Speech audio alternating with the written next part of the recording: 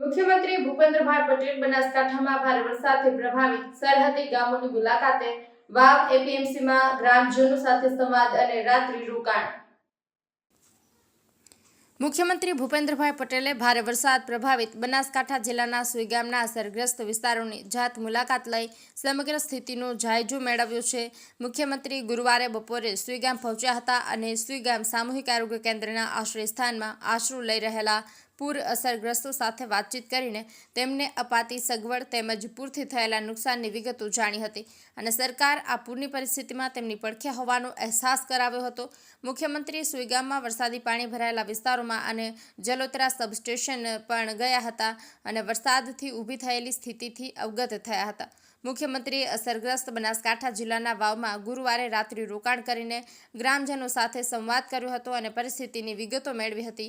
ત્યારબાદ તેમણે સુઈગામ પ્રાંત અધિકારી કચેરીમાં વિધાનસભાના અધ્યક્ષ શંકરભાઈ ચૌધરી, જિલ્લા પ્રભારી મંત્રી બળવંતસિંહ રાજપૂત, ધારાસભ્ય સર્વશ્રી સ્વરૂપજી ઠાકોર, અનિકેત ઠાકોર, પ્રવીણ માળી, પૂર્વ ધારાસભ્ય શશિકાંત પંડ્યા અને પદાધિકારીઓ તથા મુખ્યમંત્રીના અધિક મુખ્ય સચિવ એમ.કે. દાસ અને અધિકારીઓ સાથે બેઠક યોજીને તંત્રએ હાથ ધરેલી બચાવ રાહત કામગીરીની સમીક્ષા કરવા સાથે જરૂરી માર્ગદર્શન સૂચનો કર્યા હતા।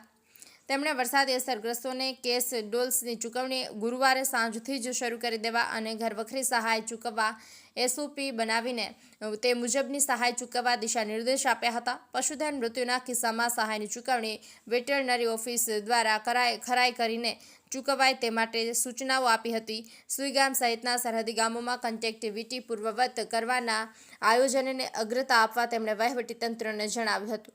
મુખ્યમંત્રીએ પૂરની આવી સ્થિતિ વારંવાર ન સર્જાય તે માટે લાંબા ગાળાના નિવારણ આયોજનની આવશ્યકતા સમજાવી હતી।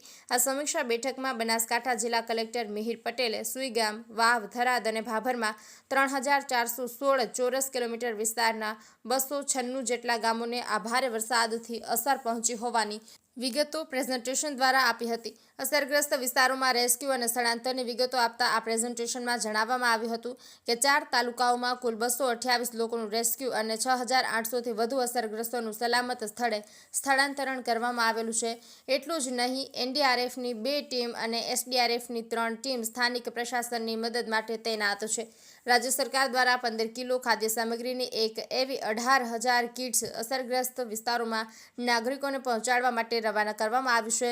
આ ઉપરાંત 2.5 લાખ ફૂડ પેકેટ અને 3 લાખ પાણીની બોટલ અત્યાર સુધીમાં અસરગ્રસ્તોને પૂરી પાડવામાં આવી છે।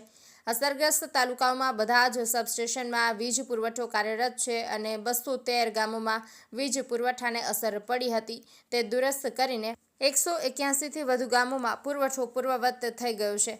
અસરગ્રસ્ત ગામોમાં વરસાદ પાણીને કારણે રોગચાળો બીમારી ન ફેલાય તેની આરોગ્યલક્ષી તકેદારી સાથે 207 મેડિકલ સર્વેલન્સ ટીમ કાર્યરત કરીને 7600 ઉપરાંત ક્લોરીન ટેબ્લેટ, 1040 જેટલા ORS પેકેટ વિતરણ કરવામાં આવ્યા છે તેમજ હાઉસ ટુ હાઉસ આરોગ્યલક્ષી સર્વે કામગીરી પણ સત્વરે પૂર્ણ કરવા તંત્ર કટિબદ્ધ છે।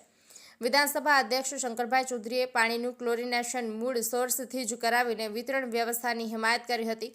મુખ્યમંત્રી સુઈગામની તેમની મુલાકાત બાદ મોડી સાંજે થરાદ તાલુકાના નાગલા અને ખાનપુર ગામોમાં અસરગ્રસ્તોની મુલાકાતે પહોંચ્યા હતા અને આ વિસ્તારોમાં ભરાયેલા વરસાદી પાણીના નિકાલ માટે સ્થાનિક લોકો સાથે ચર્ચા કરીને માર્ગદર્શન પૂરું પાડ્યું હતું।